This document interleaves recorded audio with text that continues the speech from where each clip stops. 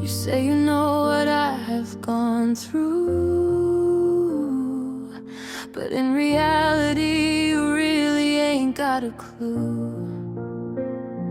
All the pain, the tears, the bloodshed just to get to here could have taken me more than 1,000,000 years.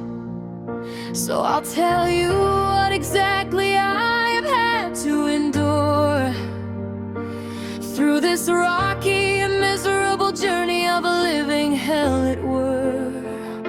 I've spent my life keeping quiet about the nightmare of the trials I've been through. It isn't really fair. I've spent so many nights in the hospital being told I don't have long. I spent my life inside a bubble so nothing goes wrong. I've cried more times than I can think as I'm constantly listening to the cruel, wicked words of all the people who leave me hurting.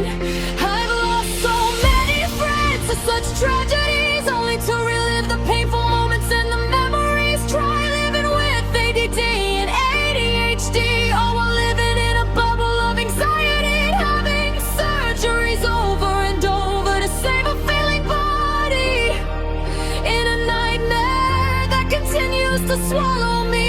There's 1,000,000 things that could go wrong, and I happen to have half of them all along. I keep on pushing, even when I'm bleeding. I change who I am for others' satisfaction, and hoping nothing horrible will really happen.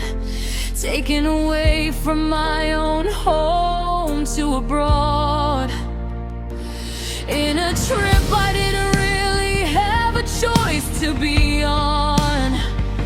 Of all the things I could say, you wouldn't expect kidnapping, but let's not forget about